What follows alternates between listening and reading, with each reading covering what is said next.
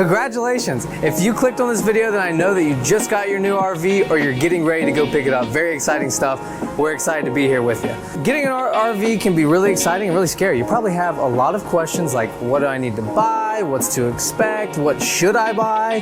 What is absolute must? And then what are things that they're just trying to upsell me on? Well, today we're gonna go through all of that. I'm gonna show you what you need, what you want, and what to expect when you get to the campground.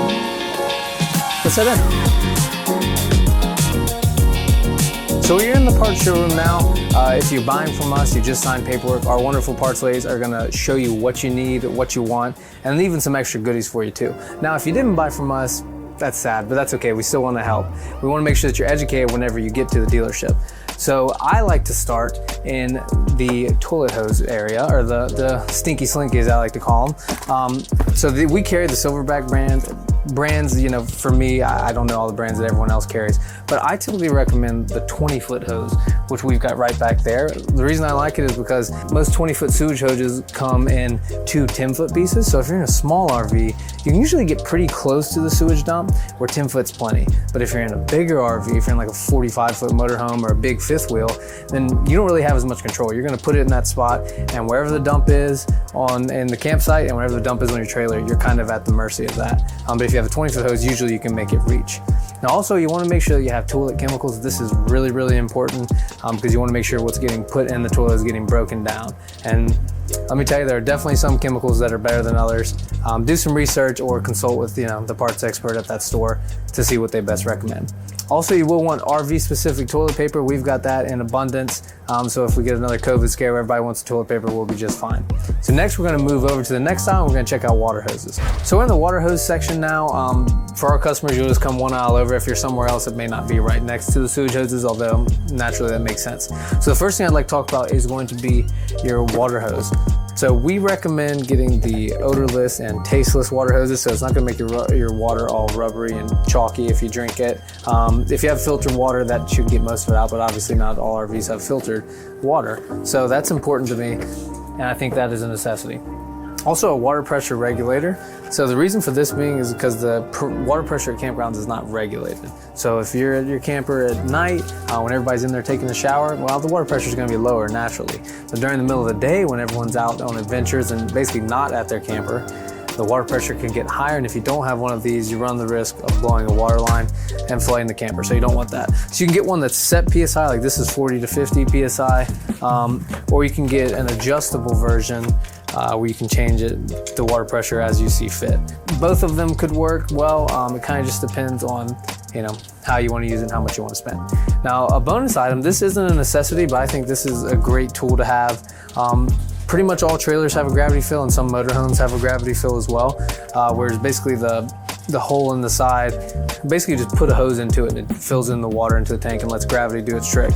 So with this, it keeps the hose from getting kinked, so there's no air bubbles, and it makes it fill your freshwater tank, and it says half the time. So if that's right, then it cuts your time in half that it takes to fill the freshwater tank. So I recommend these, but definitely not a necessity. If you wanted to pass on this and save some money, you certainly can. So now we're gonna jump to the next aisle and keep filling up our cart. All right guys, so we moved over to the next aisle now. This is one for me that is not a necessity, but it does make your life a little bit more convenient, especially if you have dirt daubers where you live. I think they call them mud hornets in the north. I'm not really exactly sure what you'll call them. But this is a screen for your water heater door, or they make it where it goes over the furnace. Basically, it just keeps dirt daubers from being able, or mud hornets from making nests. And like a lot of times they'll make it where if your water heater is having trouble, a lot of times you have dirt from one of these things, a nest that's gobbing it up and making it where the water heater won't stay lit. So it is a convenient thing.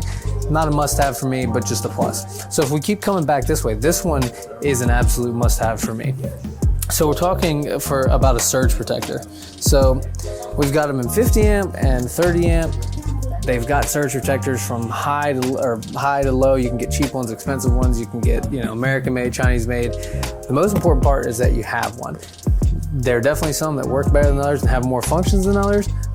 That's a discussion for another video, but the important part is you have the surge protector, because you don't want to get a surge. And even if you have a warranty on your RV, and even if that warranty will cover a surge, well, okay, that's good. You don't have to pay for it if a surge fries your refrigerator. But the problem is, how long are you going to go without your RV while they wait to get that refrigerator in? That's what keeps me, that's why I make sure that all my folks have surge protectors so they're not stuck without their RV when they want it. Let's move on to the next aisle. We're filling up that cart nicely. Let's keep going. All right, guys, so we're at our end cap now with the adapters on it. This is one of the most popular end caps in the whole store. Now, it's one where I can't say whether this is a necessity for you or just a good thing to have as backup, because I don't know how you're going to use it. So chat with the parts expert there, and they'll advise you on which way to best move forward. But just to go through a couple of these, you've got adapters that will drop you from 50 amp to 30 up to 50, and then some of the more popular ones are going to be a 30 to a 15 amp and a 50 to a 15 amp. Those are great if you want to plug the RV in at your house, but you don't have an RV plug wired yet. Now keep in mind, if you're dropping down to 15 amps, you can't run everything that you would normally be able to off of 30 or 50 amp. So if you're throwing those in your buggy, great. If not, let's keep going. All right, guys, so I'm down the aisle now where the satellites are located. For most folks, you are not gonna use these. It would be an non-necessity. Some people still do. If you're against streaming, you know, you wanna stick it to the man and you still wanna go with the satellite, go for it. But for me, it's a no-go. I'm not gonna use it. Now for your leveling blocks, this is one where I also think it kind of depends on how you're going to use it. So I'm not going to say this is a necessity, but for a lot of people it is a big plus, especially if you have a taller vehicle. It helps for whenever you unhook your trailer to put some blocks underneath it, because you don't just want to put like a 2x4 or something that's not that wide so that your trailer doesn't feel very steady. Like these are very stable, and I think a great thing to use for trailers. Most motorhomes are not really gonna need these in my opinion. So if you're gonna put those in the cart, put them in and let's move on. All right, guys, so now I have unloaded my cart here at the front. This is, in our opinion, the RV Essential Bundle. All but one thing, obviously, you have to have your LED party lights. This is a must regardless of what you have, how old it is, how cool it is, how ugly, you gotta have party lights. I'm gonna add that to it. Let us know what we got wrong. Let us know if you agree with us. Water hose, surge protector, water pressure regulator, toilet paper, toilet chemicals, and a stinky slinky. Everything else is what we like to call in Louisiana just a little lanyard, just a little something extra. We'd love to take care of you. If you want to come by, we'll have our parts experts show you everything that you need, everything that you want, and then that little bit extra. If you're somewhere else, make sure you show up educated and enjoy the journey.